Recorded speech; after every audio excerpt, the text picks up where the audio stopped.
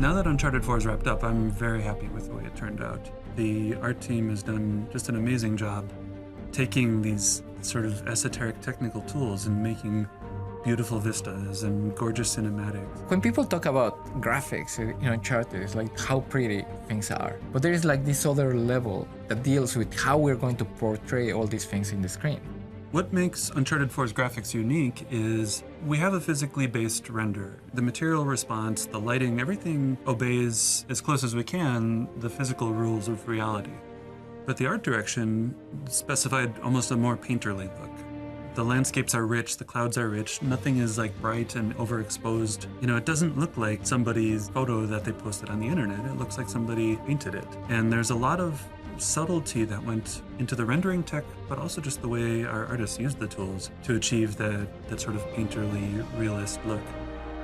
The biggest technical challenge with Uncharted 4 was just the sheer variety of stuff that we have to do and do well. As a lead technical artist, what you usually do is just try to find that kind of bridge between programming and art, and try to make sure that kind of the needs of both are met.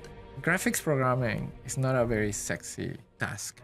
It's like there's a lot of like very low level stuff. We can see things from very high level systems like, oh, how we're going to be rendering skin, or how we're going to be able to portray hair or water. So they see the graphics, but they don't see like the amount of work from the graphics perspective. There's a lot of challenges not seen straight away, but it's like rendering a lot of like the hair and anything with the glass surface. It's actually very complicated. First, basically there's the geometry phase where we render all of the objects in the world. After that, we have atmosphere. That kind of includes particles too, whether that's dust or environmental effects. And then there's post-processing, which is a mix of just kind of technical features like anti-aliasing, but also artistic features like color tint. So we in the engine, we have to support different types of lighting, from ambient lighting to direct lighting from the sun. Rendering a cinematic is fundamentally all of the same tech as rendering gameplay. The only difference is in the way we use the tech.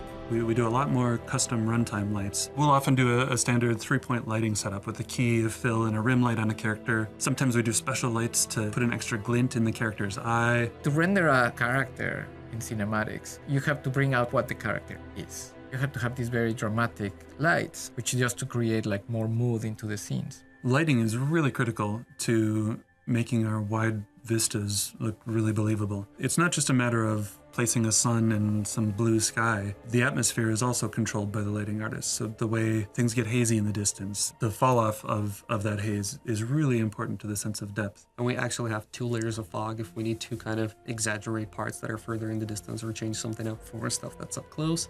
And then obviously effects plays a huge role because they take a pass on the vista and add all the sort of clouds and volumetrics that are more localized and specific to the environment rather than being a global fog effect. A big part of creating these gigantic scenes where you can see really, really far off is composition. And it's really great because we try and create our environments in a fashion that would lead you to look at a particular set piece in the distance.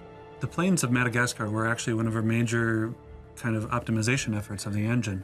Because you can see so far, and this really isn't an open world game, we had to find ways to be able to push just tons and tons of geometry through the renderer.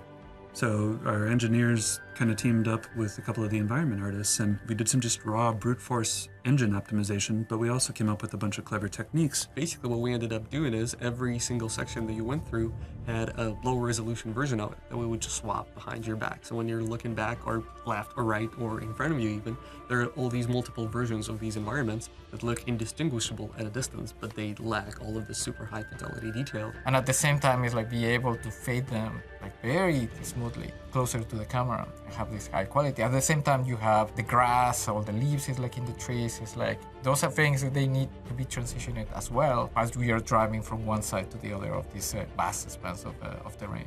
I guess the great thing about Naughty Dog is we don't ever set out to make the biggest game out there. We just go out there to make the biggest thing that we can possibly make every time.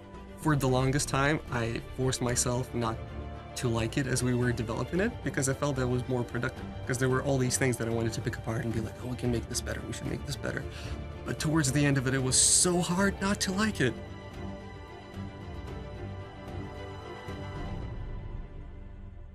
PlayStation